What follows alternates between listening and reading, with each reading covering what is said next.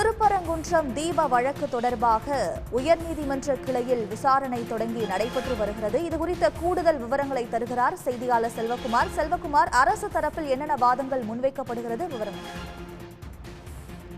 திருப்பரங்குன்றம் அந்த மலையில் தீபத்தூணில் தீபம் ஏற்றுவது தொடர்பான இரு நீதிபதிகளுக்கு முன்பாக மூத்த வழக்கறிஞர்கள் தங்களுடைய வாதத்தை துவக்கி இருக்கிறார்கள். அதில் அரசு தரப்பில் பொதுவாக சொல்லப்படுவது இந்த மனு குறிப்பாக இது ஒரு பொதுநல மனுவை போல் தீர்மானிக்கப்பட்டு இது தீர்ப்பு வழங்கப்பட்டிருக்கிறது.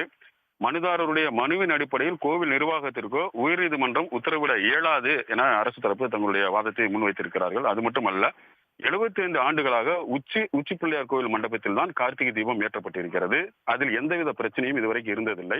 1912ஆம் ஆண்டுதான் மீண்டும் ஒரு பிரச்சனை இருக்கிறது. இதன் காரணமாக இருமுறை மத பிரச்சனைகள் எல்லாம் ஏற்பட்டிருக்கின்றன. அதனைத் தொடர்ந்து சொத்துரிமை குறித்த வழக்குகள் நடைபெற்றிருக்கிறது. 1923ஆம் ஆண்டு உரிமையியல் நீதிமன்றத்தில் விசாரணைக்கு வந்த பொழுது அப்போ ஒரு தீர்ப்பு வழங்கப்பட்டிருக்கிறது. ஆனால் அதில் கூட தீபம் ஏற்றுவது தொடர்பான எதுவும் அதில் கோரப்படவில்லை என்று அரசு தரப்பில் தெரிவித்திருக்கிறார்கள். இதனிடையே 1931ஆம் ஆண்டு மேல்முறையீட்டு மனு என்பது பிரிவியூ கவுன்சிலுக்கு இந்த மனு எடுத்து செல்லப்படுகிறது. தொடர்ந்து அதன் பின்பும் 2 முறை 2 தரப்புகளும் பிரச்சனை ஏற்பட்டு அப்போதும் தீர்ப்புகள் தள்ளி வைக்கப்பட்டிருக்கின்றன. 1994ஆம் ஆண்டிலிருந்து தான் மீண்டும் இந்த பிரச்சனை கிளம்பியிருக்கிறது. அதுவும் ஒரு பொதுநல வழக்கில் தீபம் குறித்து பொதுநல வழக்கு தாக்கல் செய்யப்படுகிறது.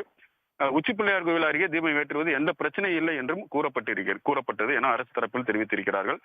இதுபோக 2014ஆம் ஆண்டு விரிவான ஒரு தீர்ப்புகள் இதில் வந்திருக்கிறது. தனி நீதிபதி இதை எதையுமே கருத்தில் கொள்ளாமல் இந்த உத்தரவை பிறப்பித்திருக்கிறார் என அரசு தரப்பில் தொடர்ந்து தங்களுடைய வாதத்தை இரு நீதிபதி முன்பாக வைத்திருக்கிறார்கள். குறிப்பாக அரசு தரப்பில் ஒரு பொதுநல வழக்குகளை போல் இந்த வழக்கை தீர்மானித்து உத்தரவு பிறப்பித்திருப்பதும், அதே போன்று 75 ஆண்டு காலமாக உச்சி பிள்ளையார் கோயில் பகுதியில் தீபம் ஏற்றுகின்ற பொழுது எந்த பிரச்சனையும் இல்லை. அது தொடர்பாக பின்னர் நடைபெற்ற அந்த 2 மத கலவரங்கள் தொடர்பாகவும் உரிமையியல் நீதிமன்றம் பிரிவியூ கவுன்சில் 2014ஆம் ஆண்டு இது தொடர்பாக வழங்கப்பட்ட தீர்ப்புகளை குறித்தும் அதையெல்லாம் குறிப்பிட்டு தங்களுடைய வாதத்தை தொடர்ந்து முன்வைத்து வருகிறார்கள். தொடர்ந்து இந்த வழக்கும் பிரதிவாத வழக்கும் தொடர்ந்து வாதங்களும் தொடர்ந்து நடைபெற்று வருகிறது.